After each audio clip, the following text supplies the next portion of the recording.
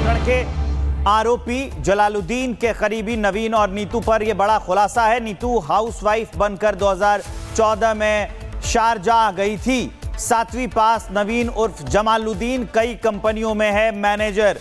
बड़ी अपडेट हम आपको बता रहे हैं कि यह पूरा गैंग कैसे चल रहा था। 7वीं पास नवीन कई कंपनियों में मैनेजर है, यह बड़ा खुलासा हुआ है। इसके साथ साथ यह भी खुलासा हुआ है नीतू पर। नीतू हाउसवाइफ बन के वहां पर गई थी और पूरा गैंग ये ऑपरेट कर रहा था। जलालुद्दीन जो छांगुर है, जमालुद्दीन जो उसका मैनेजर है। नीतू हाउसवाइफ बनकर 2014 में शारजाह गई थी। ये बड़ी अपडेट है। एक एक बार नए नए खुलासे हो रहे हैं। नवीन, इसका नाम जमालुद्दीन है, इसको लेकर भी खुलासा हुआ है।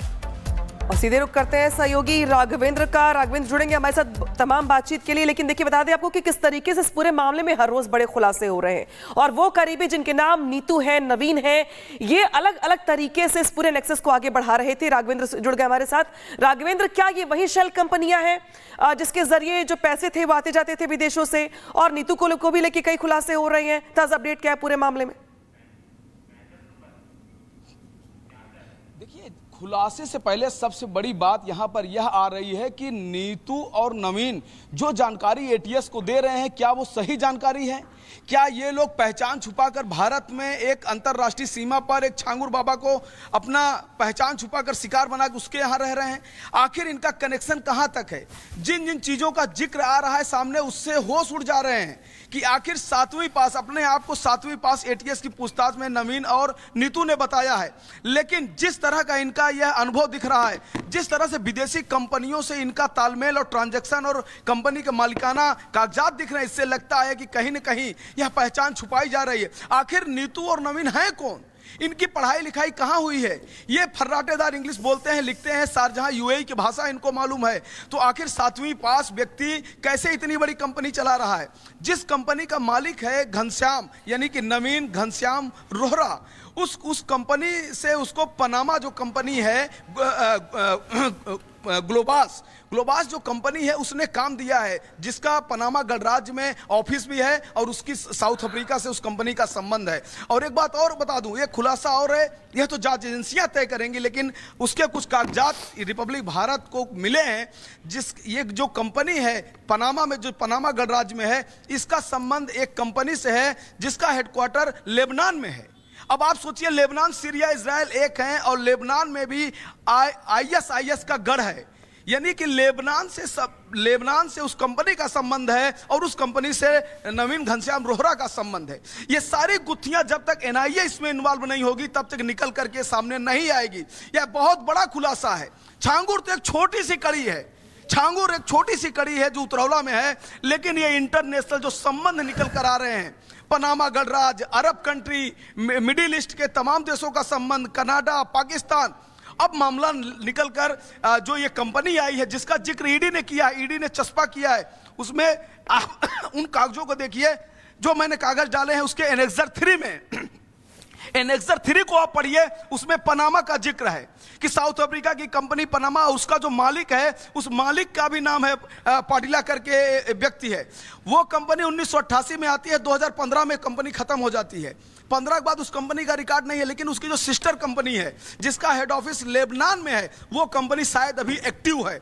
और नीतू नवीन 2015 में दुबई में ही अपना धर्म परिवर्तन कर लेते हैं। ये लोग क्यों अपना धर्म परिवर्तन कर लिए? खास बात एक और है कि नीतू और नवीन के पासपोर्ट में यह जिक्र है, यानी नीतू के पासपोर्ट में जिक्र है कि वो दुबई में उसको अपडेट किया गया है। यानी कि पहले ही एक पासपोर्ट बना था, जिस पासपोर्ट से वो शारजाह दुबई पहुंचते हैं, और वहां पर जब इनका पासपोर्ट 2014 में जब एक्सपायर होता है तो वो भारतीय दूतावास को संपर्क करते हैं। वहां पर देखिए उनके पासपोर्ट में दुबई लिखा है, तमिलनाडु लिखा है, तमिलनाडु के नीचे चेन्नई, तमिलनाडु के नीचे दुबई लिखा है। यानी उस पासपोर्ट को दुबई में ही एक्टिव कराया गया है भारतीय दूतावास से मिलके। इसका मतलब यह दूसरा पासपोर्ट है और नीतू का पासपोर्ट 2024 में पूरा हो चुका है। क्या दोबारा यहां भी एक पासपोर्ट बना है? क्या 3 लोगों का 3-3 पासपोर्ट का संबंध आ रहा है? और ये सारी चीजें छिपाई जा रही हैं। यहां पर अगर जिस तरह का इनका पूरा एक्टिविटीज निकल कर आ रहा है, कहीं ना कहीं इनकी पढ़ाई लिखाई के जो दस्तावेज है छुपाए जा रहे हैं या उसको जला दिए गए हैं। असली इनका नाम क्या है, असली इनका ठिकाना क्या है, आखिर नीतू नवीन है कौन? पहचान छुपा कर क्यों यहां रह रहे हैं? क्या कोई देश विरोधी षड्यंत्र रचा जा रहा है? क्या देश को किसी संकट में डाला जा रहा है? ये कहां कहां इनके संबंध निकल रहे हैं, यह इन्वेस्टिगेशन का पार्ट है और यह बहुत बड़ा खुलासा हुआ है। कुछ डॉक्यूमेंट्स हाथ लगे हैं जिससे नवीन और नीतू के काले चिट्ठे सामने आ गए हैं। एक एक करके रिपब्लिक भारत इन कागजातों को दिखाता रहेगा। राघवेंद्र, ये बहुत बड़ा सवाल है जिसकी ओर आप इशारा कर रहे हैं, और जो नोटिस भी किया गया है चस्पा, और जो आप बात कह रहे थे कि उसका थर्ड हिस्सा पढ़िए, एनेक्सर 3 पढ़िए, उसमें यह बिल्कुल सवाल लाजमी है कि नाम बदल के रह रहा था, आखिर ये कौन था, कहां से आया, इसकी जड़ें कहां तक है। इसका मतलब कि जितना बड़ा ये मामला लग रहा है इससे कहीं ज्यादा बड़ा है। नाम बदल कर और भी कई लोग रह रहे हैं, और जब नाम पे सवाल पूछा जाता है तो ये चिढ़ जाते हैं।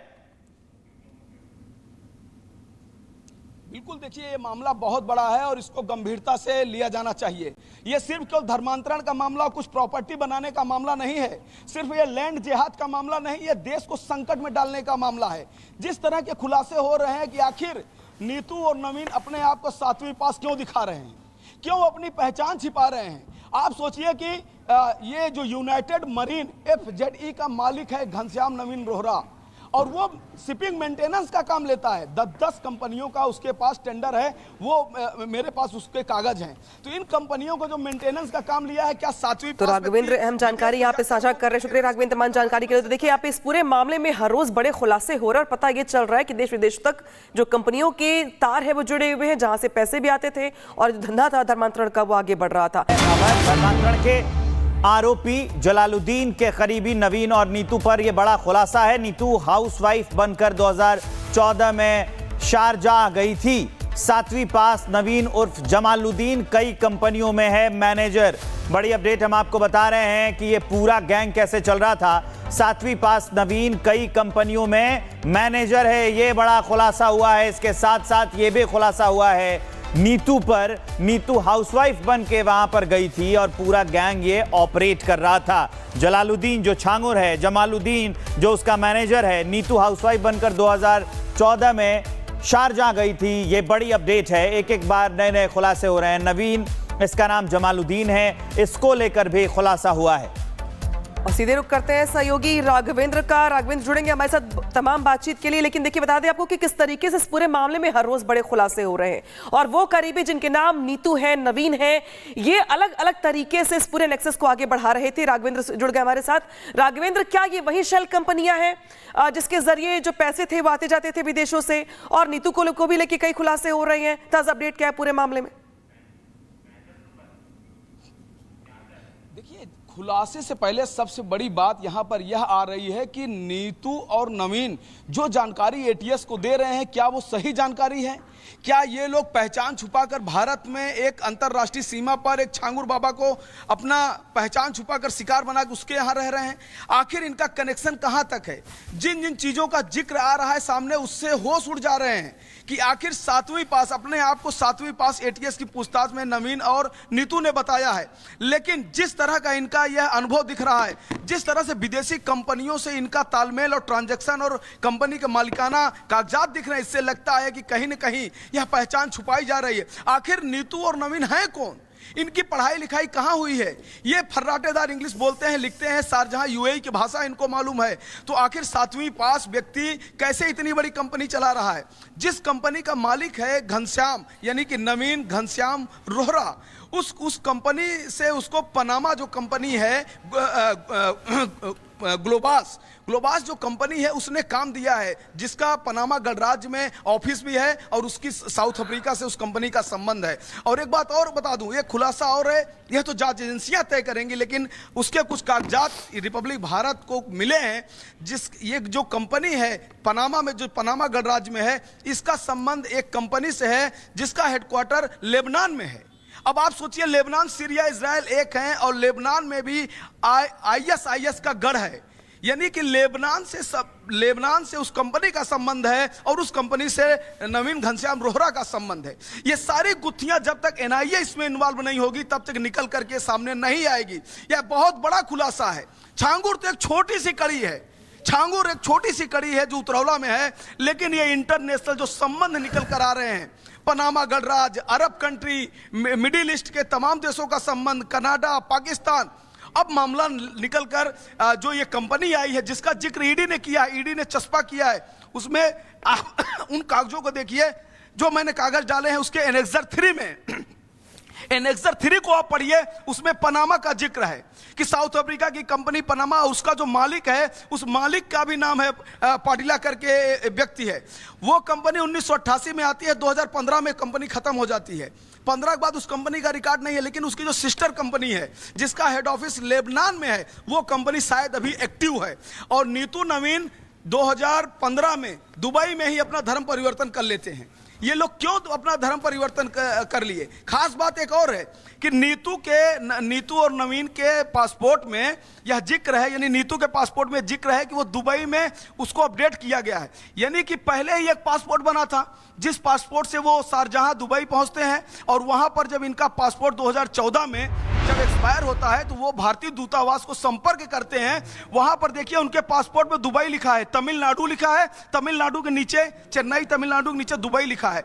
यानी उस पासपोर्ट को दुबई में ही एक्टिव कराया गया है भारतीय दूतावास से मिलकर।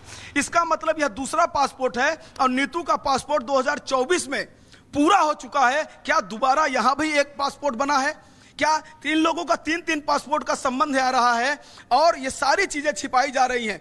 यहां पर अगर जिस तरह का इनका पूरा एक्टिविटीज निकल कर आ रहा है, कहीं ना कहीं इनकी पढ़ाई लिखाई के जो दस्तावेज है छुपाए जा रहे हैं या उसको जला दिए गए हैं। असली इनका नाम क्या है, असली इनका ठिकाना क्या है, आखिर नीतू नवीन है कौन, पहचान छुपा कर क्यों यहां रह रहे हैं?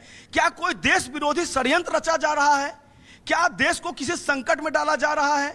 ये कहां कहां इनके संबंध निकल रहे हैं, यह इन्वेस्टिगेशन का पार्ट है। और यह बहुत बड़ा खुलासा हुआ है, कुछ डॉक्यूमेंट्स हाथ लगे हैं जिससे नवीन और नीतू के काले चिट्ठे सामने आ गए हैं। एक एक करके रिपब्लिक भारत इन कागजातों को दिखाता रहेगा। राघवेंद्र, ये बहुत बड़ा सवाल है जिसकी ओर आप इशारा कर रहे हैं, और जो नोटिस भी किया गया है चस्पा, और जो आप बात कह रहे थे कि उसका 3rd हिस्सा पढ़िए, एनेक्सर 3 पढ़िए, उसमें यह बिल्कुल सवाल लाजमी है कि नाम बदल के रह रहा था, आखिर ये कौन था, कहां से आया, इसकी जड़ें कहां तक है? इसका मतलब कि जितना बड़ा ये मामला लग रहा है इससे कहीं ज्यादा बड़ा है। नाम बदल कर और भी कई लोग रह रहे हैं, और जब नाम पे सवाल पूछा जाता है तो ये चिढ़ जाते हैं। बिल्कुल, देखिए ये मामला बहुत बड़ा है और इसको गंभीरता से लिया जाना चाहिए। ये सिर्फ केवल धर्मांतरण का मामला, कुछ प्रॉपर्टी बनाने का मामला नहीं है, सिर्फ ये लैंड जिहाद का मामला नहीं, ये देश को संकट में डालने का मामला है। जिस तरह के खुलासे हो रहे हैं कि आखिर नीतू और नवीन अपने आप को 7वीं पास क्यों दिखा रहे हैं, क्यों अपनी पहचान छिपा रहे हैं? आप सोचिए कि ये जो यूनाइटेड मरीन FZE का मालिक है घनश्याम नवीन रोहरा, और वो शिपिंग मेंटेनेंस का काम लेता है। 10 कंपनियों का उसके पास टेंडर है, वो मेरे पास उसके कागज हैं। तो इन कंपनियों को जो मेंटेनेंस का काम लिया है, क्या 7वीं तो राघवेंद्र, अहम जानकारी यहाँ पे साझा कर रहे हैं, शुक्रिया राघवेंद्र तमाम जानकारी के लिए। तो देखिए आप इस पूरे मामले में हर रोज बड़े खुलासे हो रहे हैं, और पता ये चल रहा है कि देश विदेश तक जो कंपनियों के तार है वो जुड़े हुए हैं, जहां से पैसे भी आते थे और जो धंधा था धर्मांतरण का वो आगे बढ़ रहा था।